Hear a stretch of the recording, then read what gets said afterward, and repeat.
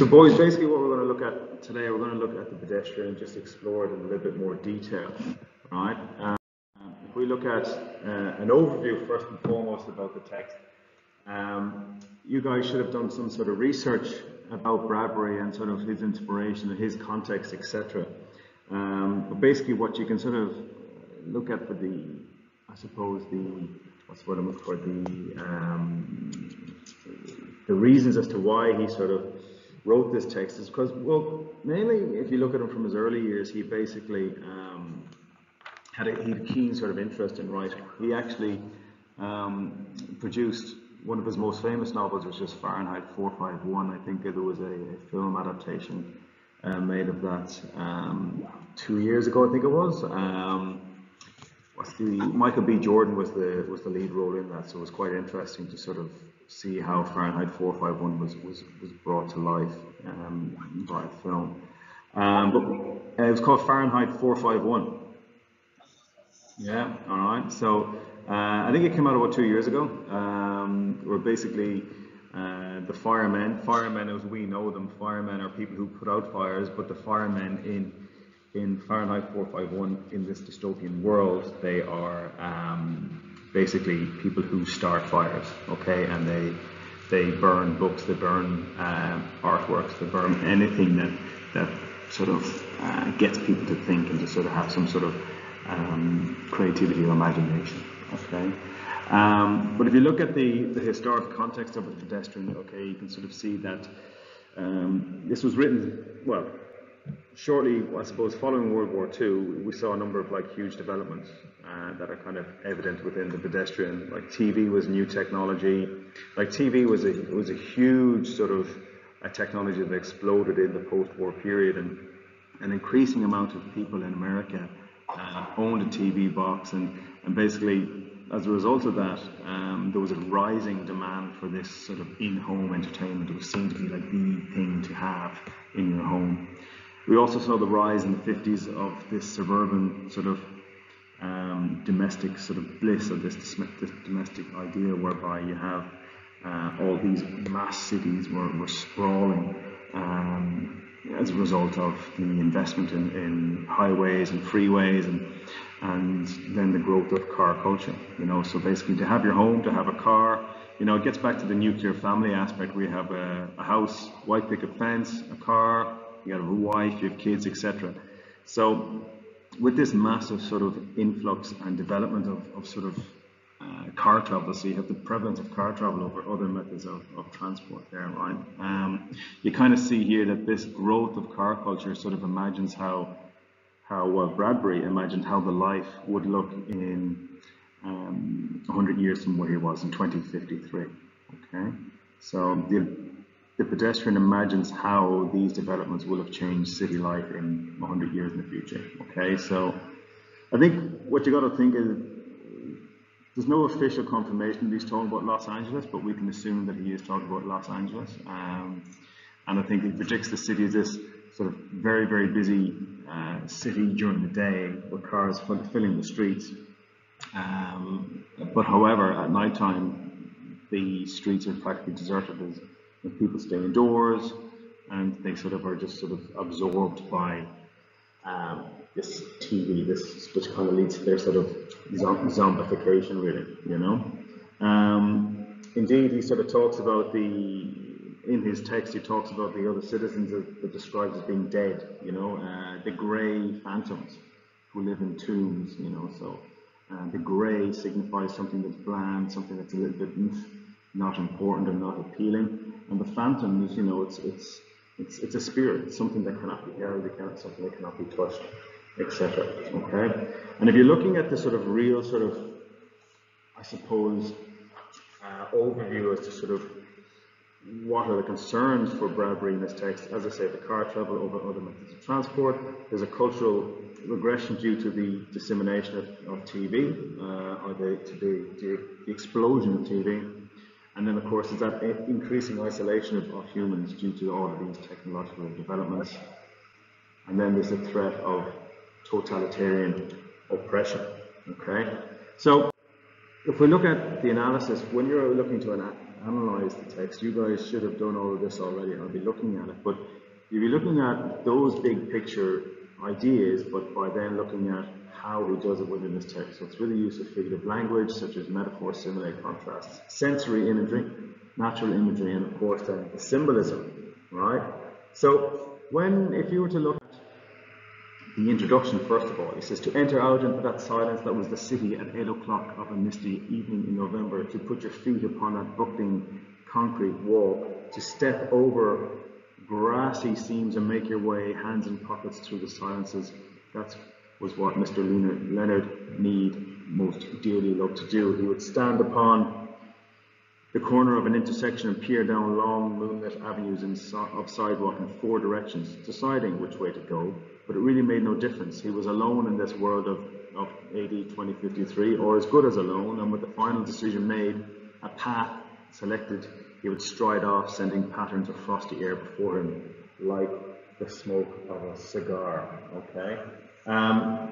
So basically, here we get an idea about the protagonist, okay? And it's this individual who relishes sort of selecting a route, has this sort of sense of freedom within his sort of choice of where he wants to go.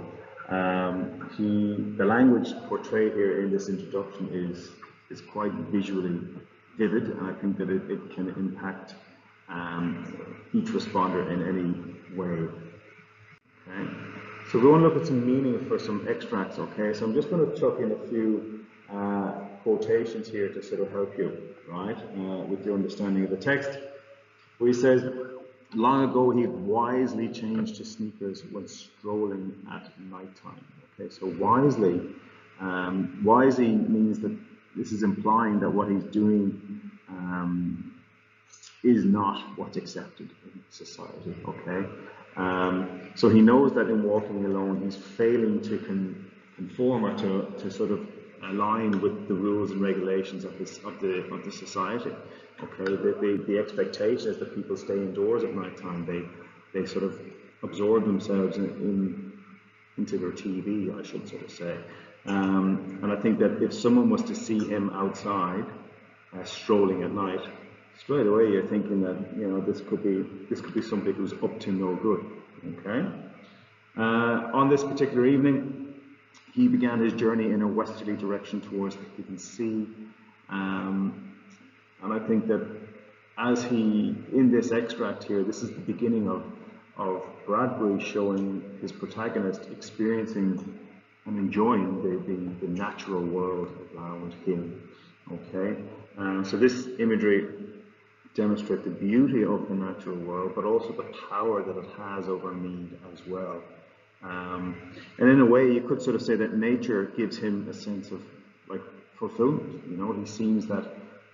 He seems so happy and so content to be sort of being immersed in this landscape that for him, this is where he comes alive. So during the day, when he's working, or if he has to drive himself, he's not enjoying it. But when he is at nighttime walking on his own, this is where he comes alive.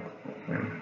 And he also, through the example, hello in there, he whispered to every house on every side as he moved. What's up tonight on Channel 4, 7, Channel 9? He's basically pretending he's having a conversation with people, because this is a world, as I've said already, that people are driving everywhere, they're not interacting, and even then they are indeed just zombified in front of the TV, sort of looking at Channel 4, Channel 7, Channel 9, okay? And the fact that he is speaking to himself rather than them shows perhaps that he desires communication or contact with people, but he just doesn't find it possible, okay? But he knows, though, when he says Channel 4, Channel 7, Channel 9, this is, for him, it's mindless entertainment, you know what I mean? It's not car crash TV, but it's entertainment that probably has not as much substance to it as a phantom, what he says earlier in his text. Okay? And then he sort of wonders if he hears laughter from one of the houses, but he says, without a murmur of laughter from within a moon-white house, he hesitated, but what went on with nothing more happened.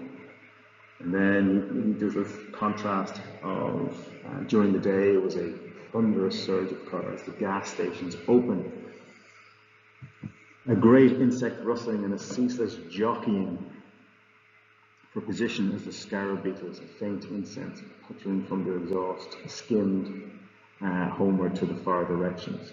So he's kind of talking here about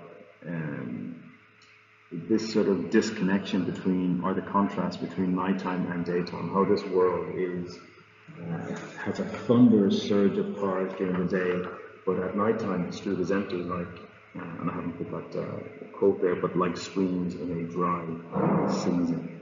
Okay, so he's reflecting. Okay, so there's reflection from the protagonist Mead here. He's reflecting on the city environment during the day, and then sort of showing how peaceful and how beautiful it is to him at nighttime. And this is, of course, a sort of a commentary on the fact that in the 50s, when the story was written, the automobile industry was exploding. You know, people were absolutely falling over themselves to get a car. Okay, it was seen as it was a must-have, basically, okay, as well as a TV. And I think that the nighttime really appealed to me here, the protagonist. So when he says he was within a block of his destination when the lone car turned a corner quite suddenly and flashed a fierce white cone of light upon him, he stood entranced and, not unlike a night moth, stunned by the illumination and then drawn toward it. This is where the story starts to turn. Okay, this is where we see a critical incident in this story. Okay, because he feels trapped. He feels like, it says, not unlike a night moth, but a rabbit in the headlights. Look at the language he's talking here. He says that there is a fierce white cone of light. Okay, so that language there is signifying the sense that it's a sense of fear that's happening here. There's a sense of dread as to what's happening here. You know, he's got this fierce white cone of light on him, and I think that there is this sense of danger here for Mead.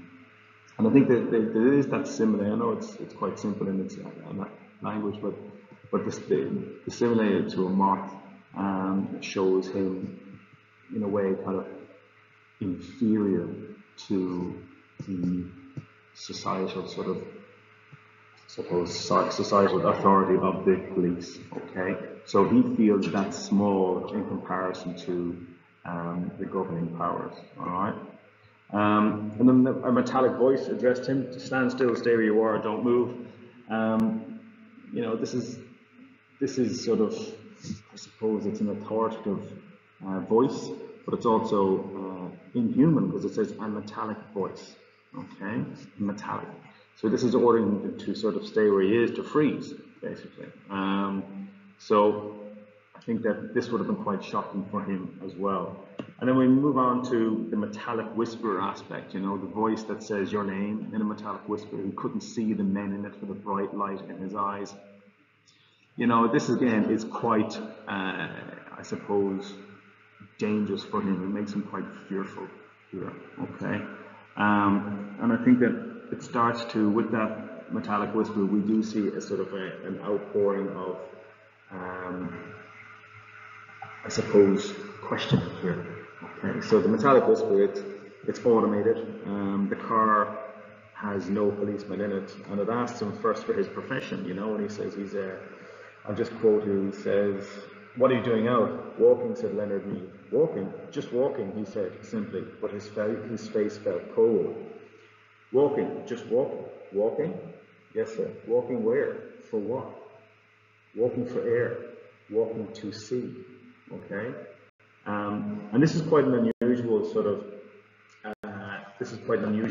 quotation and exchange to put in, but this did indeed happen to Bradbury, because in that critical reading that you guys were to look at it, there was a quote here on page 9, okay, of the Stumbling in the Dark PDF, where he basically says that, as Bradbury described it, he and a friend happened to be walking along Wilshire Boulevard in LA after nightfall, deep in conversation with one another when a police car pulled up and an officer stepped out to ask, "What were we doing?" Bradbury responded, "Putting one foot in front of the other." This didn't impress the policeman, so Bradbury added, "Breathing the air, talking, conversing, walking." And the officer remained mystified. Walking, eh? Just walking. Eventually, after giving it some thought, he dismissed the two night walkers, telling them not to do it again. It was this Alice in Wonderland encounter, as Bradbury characterized it, which provided the impetus for the Pedestrian. So that one sort of interaction with the police officer in I think late 1940s was really what stimulated Bradbury to sort of create his story. Okay, and I think that when we look at the fact that he was looking at walking for air, walking to sea aspect, I think that was quite. I think that kind of was quite beautiful in a way about what he was trying to do. But as the interrogation continues, you have the fact that the light held him fixed like a museum specimen. Okay, needle thrust through chest.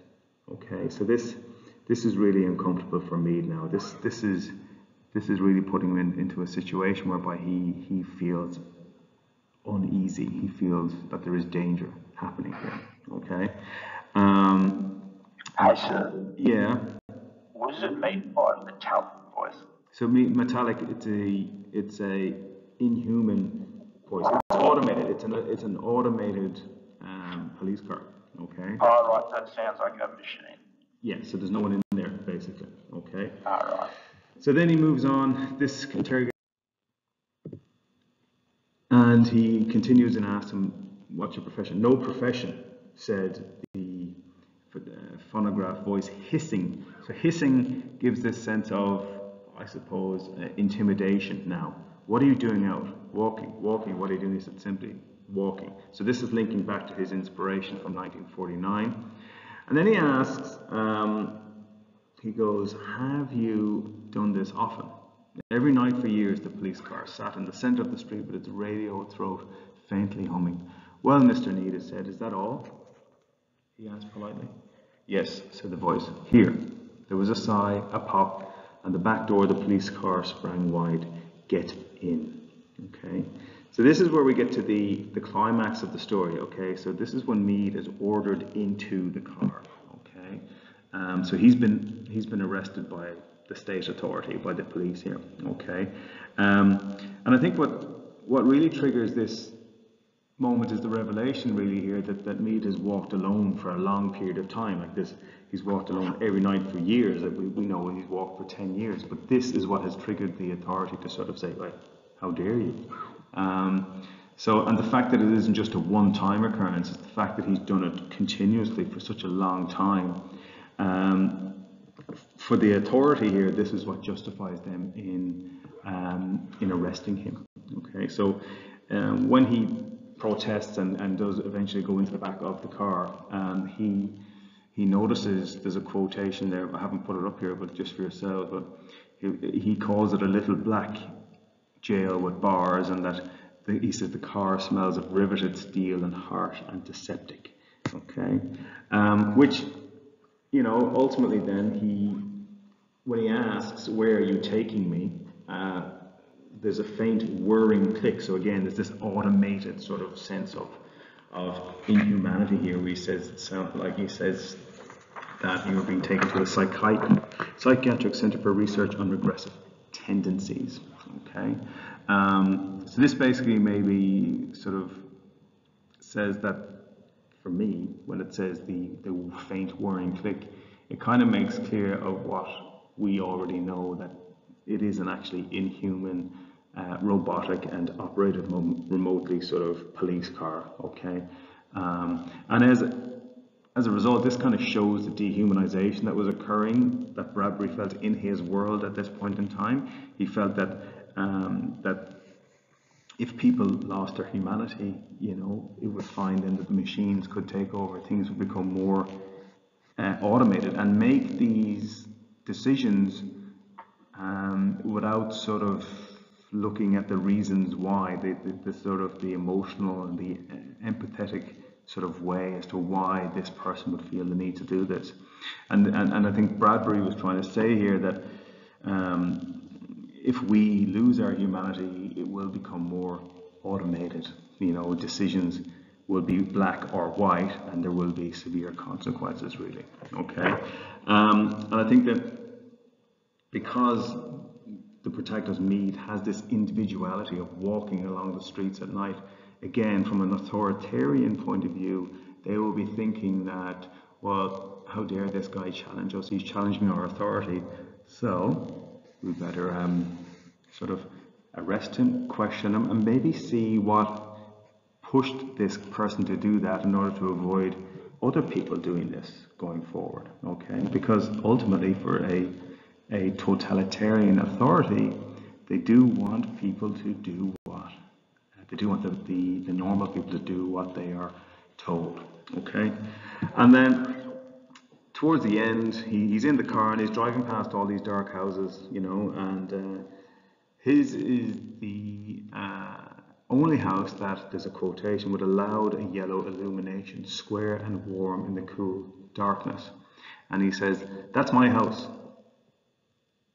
But the car didn't reply. No one answered him.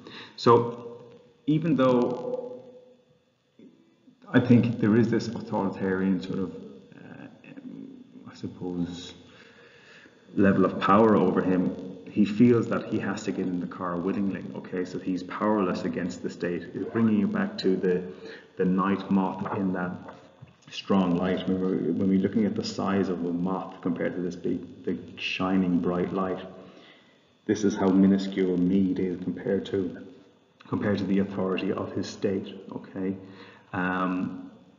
so the fact that he got into the car willingly because he probably felt powerless, and it was pointless to fight the authorities. But when he passes his home, you know, he says, "That's my house."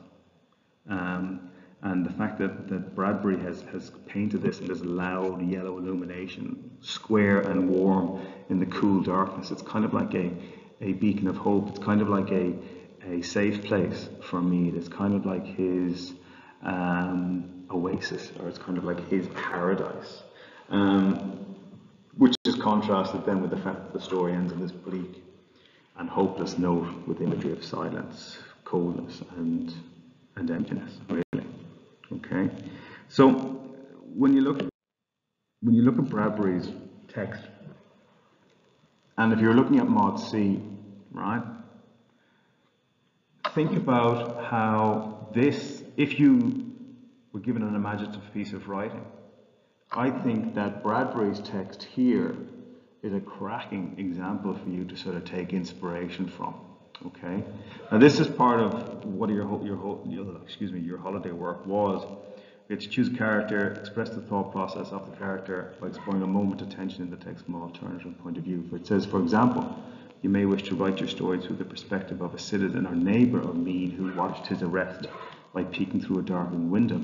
Perhaps this person also saw Mead walking the streets alone years ago. You know, so this story could prove to be quite inspirational for you if you were to write an imaginative piece of work for your trials, or indeed for the HSC. But that's just something that you need to sort of think about for yourself going forward.